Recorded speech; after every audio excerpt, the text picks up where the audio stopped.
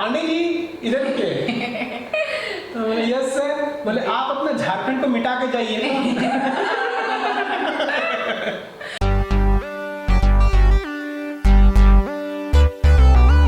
Hi friends, hello to everyone, कैसे हैं आप सब।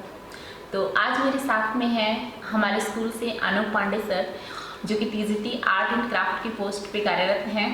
तो सर का इंट्रोडक्शन दे देती हूँ सबसे पहले मैं। सर का नाम है अनूप पांडे। सर बेसिकली झारखंड के जमशेदपुर से हैं और आर्ट एंड क्राफ्ट का नाम सुनते ही तो दिमाग में आपके कलर्स आ गए होंगे। मेरे भी दिमाग में सबसे पहले कलर्स ही आते हैं। और पीछे भी आप देखेंगे कि सर ने बहुत सारा आर्ट वर्क किया हुआ है, उसकी भी क्लिप बीच में दिखाएंगे। तो सबसे पहले तो सर मैं आपको मेरे चैनल पे बहुत बहुत स्वागत करती हूँ। तो अभी सर का हम इंटरव्यू एक्सपीरियंस था और जो रिटन का एक्सपीरियंस था, जो भी आपके क्वेश्चंस थे उन सभी को सर से पूछने वाले हैं। तो स्टार्ट करते हैं। तो सर सबसे पहले तो मैं आपका फिर से एक बार स्वागत करती हूँ चैनल पे। थैंक यू सो मच जी।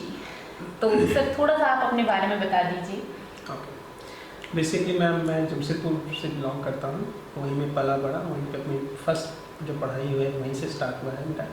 तो स्कूलिंग ख़त्म करने के बाद मेरा जो 17 जब मेरी एज जब 17 था तब मैं वहाँ से निकल आया, क्योंकि स्पेशली जानबूझ के निकलना पड़ा, क्योंकि घर में थोड़ा आर्ट का माहौल वैसा नहीं है जैसा कि दिल्ली मुंबई में जब हम गए तो वहाँ पे पेरेंट्स किस तरीके से बच्चों को टैकल करते हैं या आसपास के जो सराउंडिंग में आर्ट को कैसे लेते हैं जी। तो थोड़ा सा विरोध करना पड़ा। लेकिन उसके बाद मैं निकल गया और खैरागढ़ यूनिवर्सिटी मेरी बैचलर की जो पढ़ाई, जो आरंभिक आर्ट कला की जो पढ़ाई है वो खैरागढ़ यूनिवर्सिटी से हुई जी। वहाँ पे 4 साल का डिग्री कोर्स था और डिग्री कोर्स ख़त्म करने के बाद फिर मास्टर्स के लिए मुझे दिल्ली जाना पड़ा। लेकिन उस बैचलर और मास्टर्स के बीच में 2 साल 3 साल का गैप था मेरा, और उसका रीज़न बस ये था कि मुझे एनिमेशन भी करना था, तो बीच में एनिमेशन हो गया। तो एनिमेशन में 2 साल निकल गया। तो 2007 मेरा बैचलर कंप्लीट एंड एनिमेशन। उसके बाद 2011 में मास्टर्स दिल्ली यूनिवर्सिटी से। यस। तो ये तो सर ने सर के बारे में बताया। अब हम सर से पूछते हैं कि सर ने कब केवीएस की प्रिपरेशन करना स्टार्ट की थी और क्यों सर ने केवीएस में आना चाहा। यस। तो बेसिकली जब मेरी आरंभिक जो आर्ट क्लब थी वो खैरागढ़ से, जैसे मैंने बताया अभी, उसके जो फ्रेंड सर्कल मेरे थे वो सब काफ़ी मैंने पढ़ने लिखने वाले और आर्ट में भी इंटरेस्ट था। और लेकिन बेसिकली उन लोगों का टारगेट ही ये था, मोटो ही ये था कि वो एक टीचर बने और कुछ आर्टिस्ट भी बनना चाहते थे। तो लेकिन जितने भी मेरे फ्रेंड सर्कल में मुझे उस समय मिले वो सब पढ़ने लिखने वाले थे और मेरा पढ़ाई से बिल्कुल भी नाता नहीं था, ऑनेस्टली से। मतलब ऑनेस्टली मैं बोलूँ तो बिल्कुल नहीं था। लेकिन उनके साथ जब मैं बैठता था तो उनके बुक्स और ये सब चीज़ें हमेशा मुझे मिलता रहता था। तो हम लोग डिस्कशन भी करते थे हिस्ट्री पे, आर्ट हिस्ट्री, या फिर वेस्टर्न कल्चर में किस तरीके से वहाँ पे आर्ट डेवलप हुआ, ये सब चीज़ें हमको मिलते रहता था।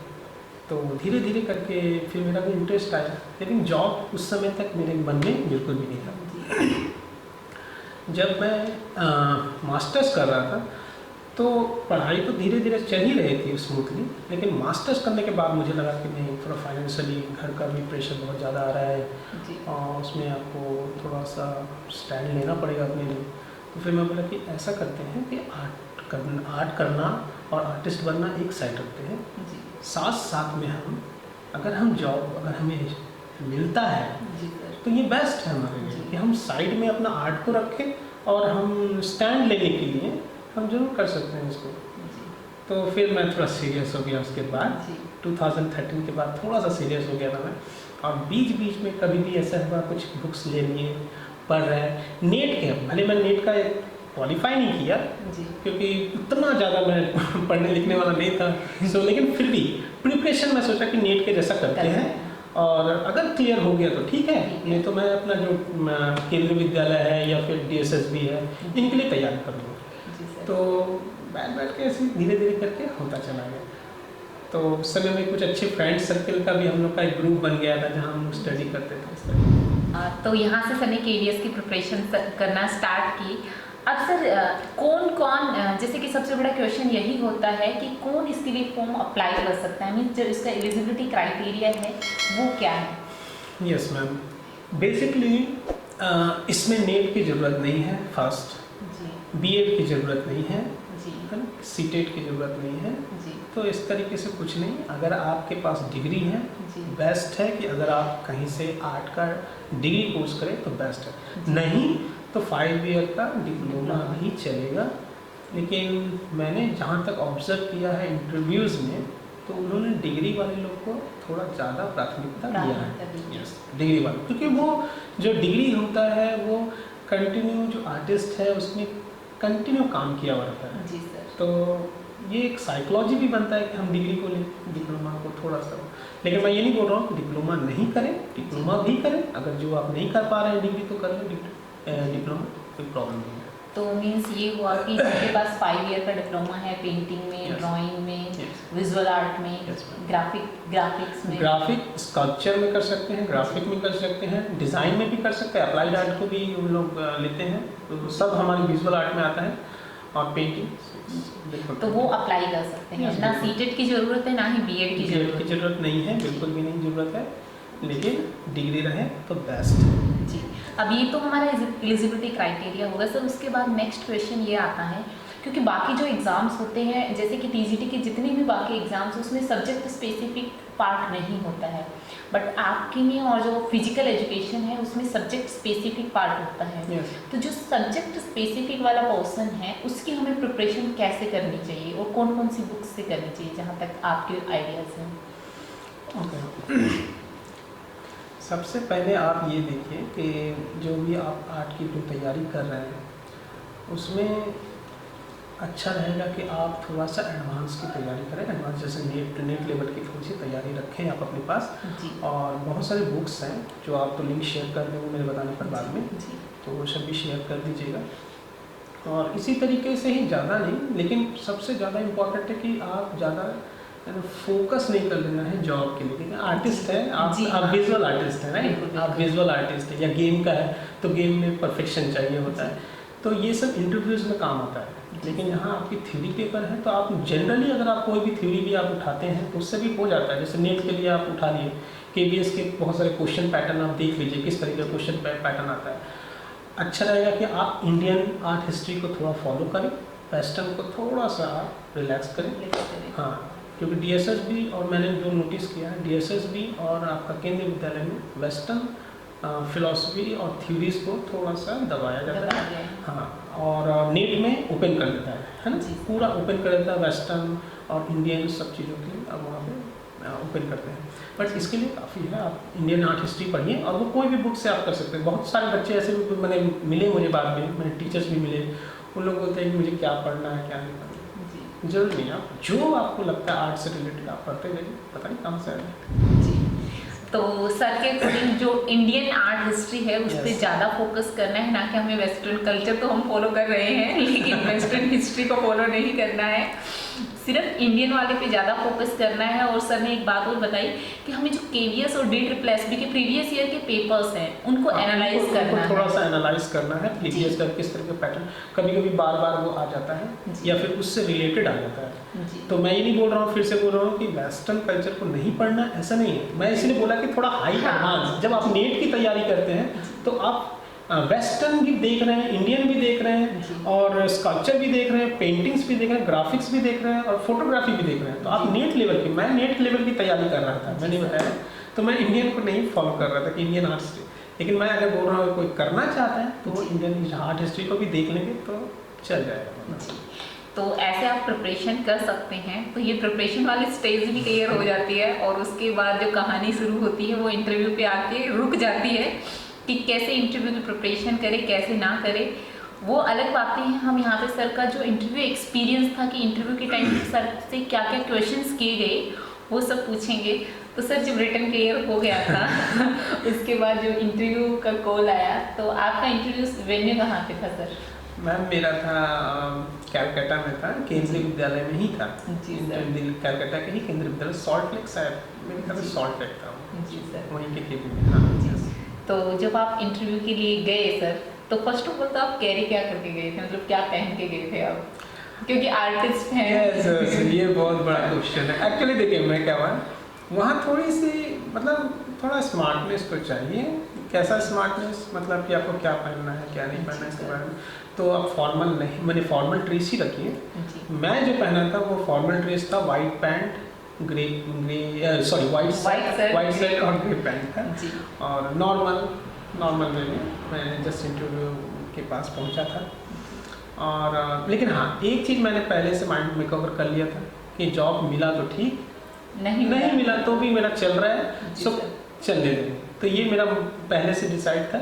सो मैं कोई प्रेशराइज नहीं किया था अपने ऊपर कि मुझे जॉब लेके ही जाना है। जस्ट एकदम फॉर्मली जा कर के उनसे बात की, ऐसे हो गया। मैं मीन्स वही हुआ कि इंटरव्यू में हम कुछ पाने के लिए आए हैं, कुछ खोने के लिए तो आए हैं। बेस्ट है, कुछ मिल जाएगा तो सबसे बेस्ट है, नहीं मिला तो और भी बेस्ट है। हम जहाँ हैं वहाँ हैप्पी हैं। यस, मैं वही बोल रहा हूँ। एक्चुअली हमारे लिए तो यही है क्योंकि हम आर्टिस्ट हैं, हमको आर्ट करना है और हमको मोस्ट ऑफ टाइम इसी में देना है।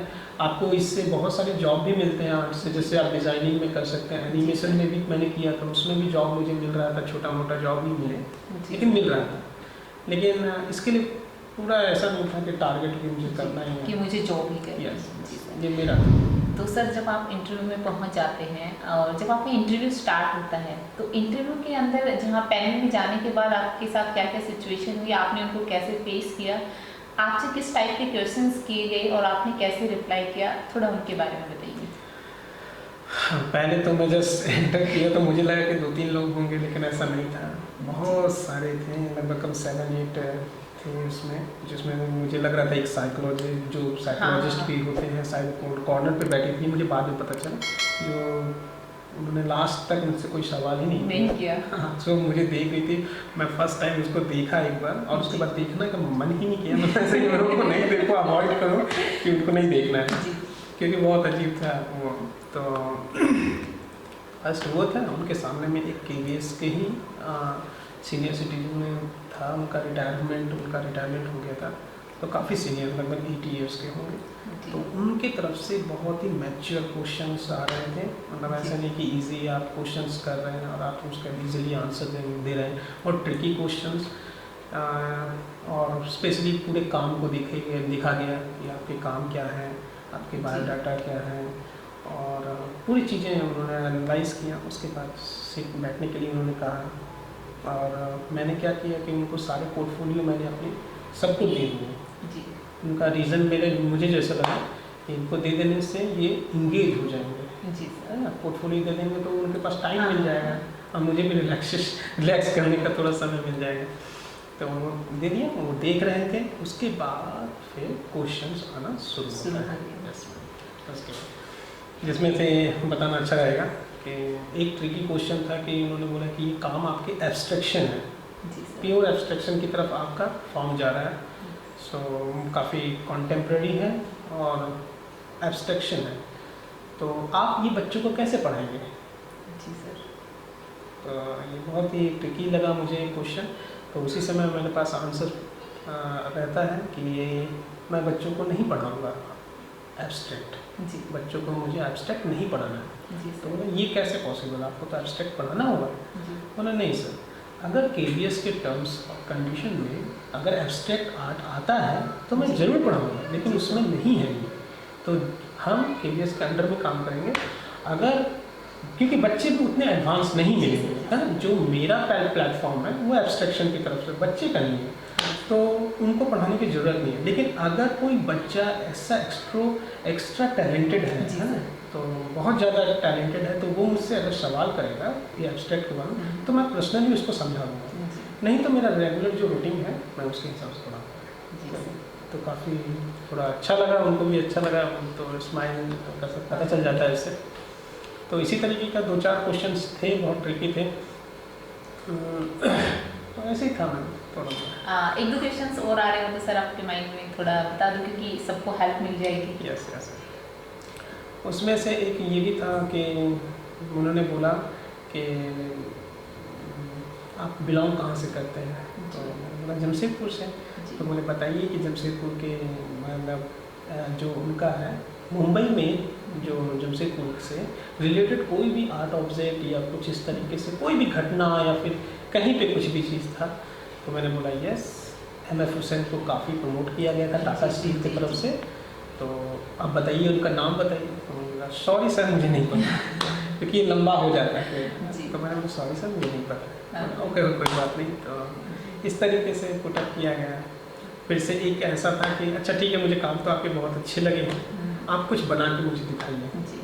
तो ये रहा आपका चौक और ये रहा आपका बोर्ड, आप जाइए और यहाँ पे वही चीज़ बनाइएगा जो आपके जमशेदपुर में है। अच्छा। तो आप झारखंड से बिलोंग करते हैं तो झारखंड का ही चीज़ बनना चाहिए। ठीक है। सो मैं उठा और चौक लिए एंड देन बोर्ड पे जा करके बस इसी तरीके से रेंडरिंग कर दिया, जस्ट फ्लो में ऐसे से रेंडरिंग कर दिया। तो उनकी तरफ से एक क्वेश्चन आता है, वहाँ से तुरंत ही आता है क्योंकि विदिन 1 मिनट 2 मिनट में मैंने बना दिया। तो बोले कि ये तो आपका कहीं से झारखंड को रिलेट नहीं कर रहा है। अच्छा। तो ये तो कैसे आप कैसे पढ़ाएंगे बच्चों को, इस तरीके से पढ़ाएंगे, छोटे छोटे बच्चे ये क्या समझेंगे, आप बताइए एक्सप्लेन करिए क्या है। तो उसी समय मेरा आंसर यही था कि सर ये जमशेदपुर जहाँ पे झारखंड में आता है जमशेदपुर, और झारखंड में जहाँ पे मैं पला बड़ा हूँ वहाँ पे पेड़ पहाड़ झरना झाड़ी यही सबको मैं देख करके बड़ा हुआ हूँ जी। तो ये जंगल का झाड़ी है सर, झारखंड की झाड़ी है ये नदी है, ये चिड़िया उड़ रहा है जी। तो सब लोग बहुत ज़्यादा ऐसा लगा कि एकदम हंस दिए, जोर जोर से हंसने लगे। मतलब क्या है इस तरीके से ये झारखंड सब बहुत ही अजीब हो गया, माहौल थोड़ा सा ईजी हो गया मतलब ऐसा। तो ये हुआ क्वेश्चन, तो वो इम्प्रेस मुझे लग गया कि वो इम्प्रेस हो चुके हैं जी। फिर से उसी समय में ही एक जगह में जो साइकोलॉजिस्ट जो बैठे हुए कॉर्नर, उन्होंने क्या कॉलम दिया एक पेज का A4 साइज शीट में, अब बोले यहाँ पे साइन कर दीजिए जो कॉलम में। तो मैं बोला कि ओके ईजी है ये, इसको तो आराम से कर सकते हैं। तो उन्होंने लिया और जस्ट अनूप पांडे मैंने लिया जी सर। तो जैसे वो देखिए उसी समय बोलती कि ये क्या है, ये इस तरीके से कैसे होता है, इतना लंबा, आपको तो एक कॉलम में दिया गया था, आपको इतना भी मैनर्स नहीं है कि आपका कॉलम से बाहर जा रहा है जी, इस तरीके से होता है क्या जी। तो मैंने सॉरी मैडम मुझे एकदम आइडिया नहीं था। नहीं क्या सॉरी, किस तरीके सॉरी, ऐसे होता है क्या आपका? एक्चुअली मैम मेरा साइन ही बहुत लंबा है, सो उसमें सॉरी मैम मुझे नहीं पता। नहीं नेक्स्ट टाइम में आप इस तरीके से नहीं करिएगा। ओके नहीं करूँगा। तो ठीक है लेकिन अब मैं बार बार बोल रहा हूँ इस तरीके से नहीं, कॉलम है तो कॉलम के अंदर ही होना चाहिए जी, है ना, बी प्रोफेशनल। हम लोग ओके मैम नहीं पता, सॉरी। तो मैंने उस चीज़ से एक चीज़ समझने की कोशिश की है जो बताना भी ठीक रहेगा कि वहाँ पे जो मुझे आइडिया क्लिक किया वो ये था कि आप किसी इंस्टीट्यूट में आना चाहते हैं, एक बड़ी संस्था के साथ जुड़ना चाहते हैं, तो वहाँ पे बहुत सारे लोग आपके साथ काम करेंगे जी सर। तो उस बड़े से चैनल में काम करने का मतलब कि बहुत सारे उतार चढ़ाव आएंगे जी सर। तो उस उतार चढ़ाव में आप अपना पेशेंस लेवल बिल्कुल नहीं होना है। अगर मैं वहाँ पे कोई सवाल करूँगा उतने सीनियर के सामने में कि नहीं मेरा साइन लंबा है, ये है वो है, तो वो इम्प्रेस नहीं हो सकते हैं क्योंकि आप किसी के अंडर में काम करेंगे। तो मैंने उसी समय तुरंत सॉरी बोल करके रिलैक्स कर दिया क्योंकि मेरे से गलती होगा है ना, बड़े सबके साथ काम करने से कहीं ना कहीं गलती होगा, तो आप सॉरी बोलिए और निकलिए जी। तो इस तरीके से ये था। तो ऐसी बहुत सारी tricky questions, abstract contemporary art के बारे में पूछा गया, आर्ट्स रिलेटेड भी कुछ पूछे गए। स्पेशली मुझसे एक पूछा गया कि आप बंगाल में आए हैं, बंगाल में सबसे अच्छी क्या बात लगती है, क्योंकि वो वहीं पे इंटरव्यू है तो आपको थोड़ा सा पता होना चाहिए कि आप किधर में इंटरव्यू देने जा रहे हैं। तो मैंने बोला कि यस मुझे बहुत सारी चीज़ें अच्छी लगी। क्या अच्छा लगा? मैं बोला यहाँ पे तो मैंने बहुत पुराना कल्चर है, मुझे यहाँ के इन्वायरमेंट अच्छा है और मेरी मम्मी भी वेस्ट बंगाल की है तो मुझे पसंद है। बोले अच्छा बताइए यहाँ का कोई फेमस पर्सनालिटी? रविन्द्रनाथ टैगोर जी। बोले रविन्द्रनाथ टैगोर? तो बोले कि रविन्द्रनाथ टैगोर में आपको क्या अच्छा लगता है जी? तो मैं बोला सर वो जीनियस है, मैं जीनियस के बारे में नहीं बात करूँगा। बोले क्यों नहीं बात करेंगे, आप बताइए, ऐसे थोड़ी होता है, आप बच के निकल नहीं सकते, आपको बोलना होगा कि आप उसके जीनियस को कैसे पसंद करते हैं। बोले सर जो बंदा बंदा नहीं, जो पर्सनालिटी 50-60 क्रॉस करने के बाद उस समय तक वो पोइट्री लिख रहा है और पोइट्री ड्रॉप करके फिर आर्ट कर रहा है, सो उसका स्पिरिट कितना स्ट्रांग होगा। जीनियस, मतलब जीनियस के बारे में मेरी इतनी हिम्मत नहीं है सर कि मैं उसके बारे में कुछ बता सकूं कि मुझे उसके बारे में क्या था। सर वो कमाल है जी। तो वो बोले ठीक है, समझ में आ गया, बैठिए।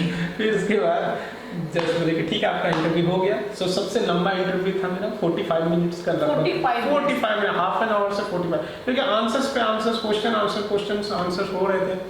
तो वहाँ पे एक ही चीज़ मुझे लगा, जस्ट पोलाइट रहिए, जहाँ पे गलती हो रहा है वहाँ पे आप मान जाइए, और जो सवाल जितना आता है बोल दीजिए, और ईजी रहिए, और स्ट्रेस नहीं लेना है।